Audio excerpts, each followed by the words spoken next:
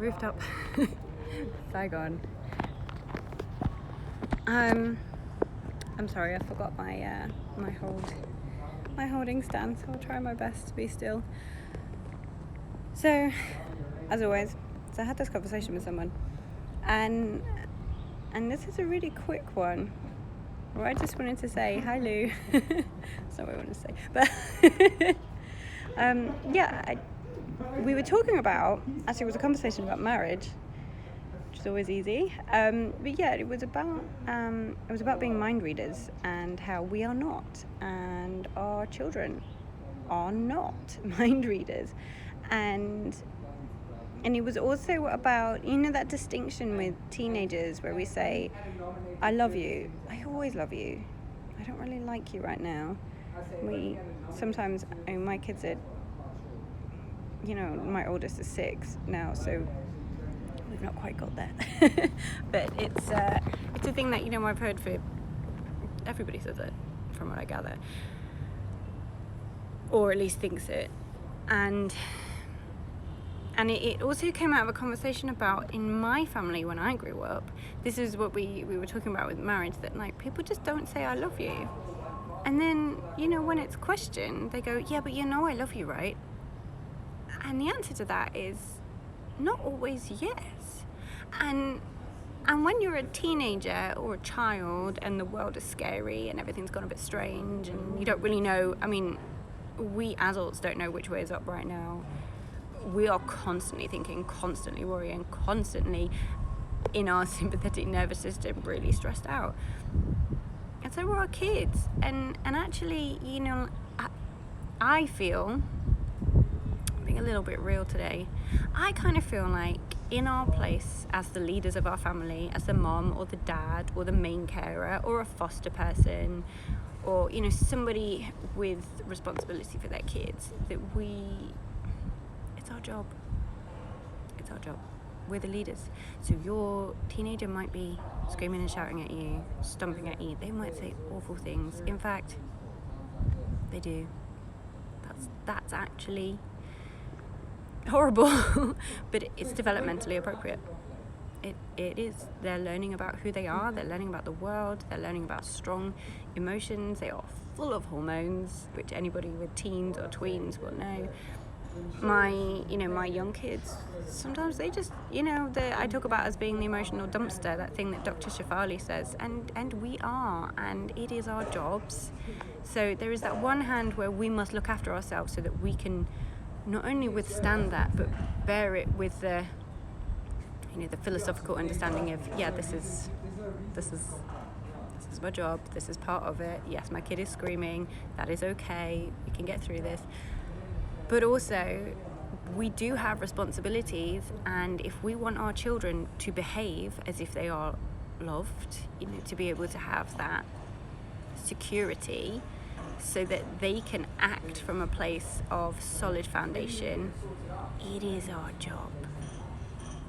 And if we are not telling them, I'm saying we because I need to be aware of this too, if we're not telling them I love you regularly, ideally daily. It's another building site. Every video I do, there's a building site here. It's part of it, isn't it? We have to, because I feel this really passionately. We are the leaders. We can't be looking to our teenager to be better.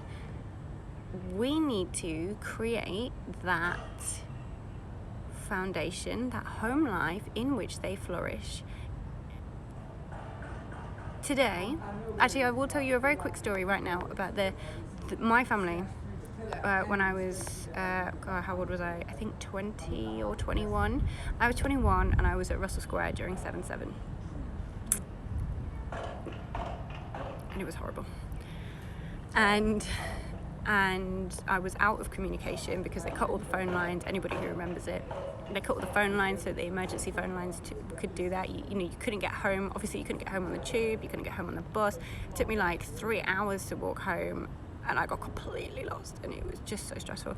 And I finally got in touch with my family, and I heard, I was so worried about you. Oh, I didn't know where you were. We were so stressed out. Oh, it was awful.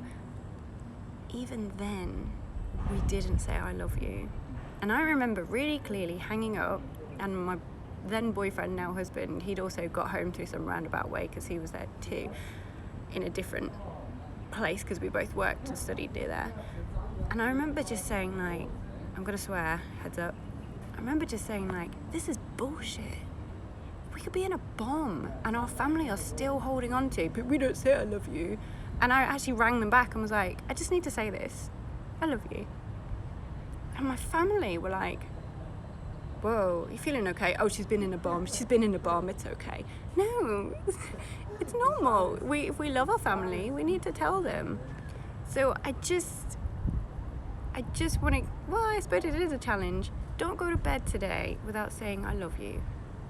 And yeah, if you don't say it, because we don't say it in our family, you know, especially as Brits, if you don't say it, be the change.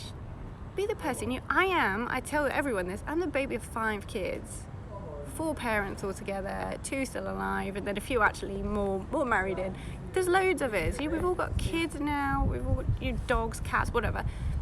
I was the change, and I was the baby. You can be the change. Tonight, somehow, over today, work in, even if it feels awkward, especially if it feels awkward, just say I love you. And then do it tomorrow. And then the next day. And forever. Because that is your job as the leader in your family. And yeah, they might throw it back in your face. So, they've heard it. They might be really confused. They might gloss over it. They might be completely weirded out. And they might say something which upsets you because they don't know how to cope with it. That's fine. You're the change. In 3 months' time, if a kid hears I love you every day, they're going to start believing it. And we might think, oh yeah, but they know I love you, right? They know I love them, right? And actually, kids think in strange ways. They might not. Or they might not feel it. And do you know what? What's to hurt from just saying it out loud? Nothing. What's to win? All of the things.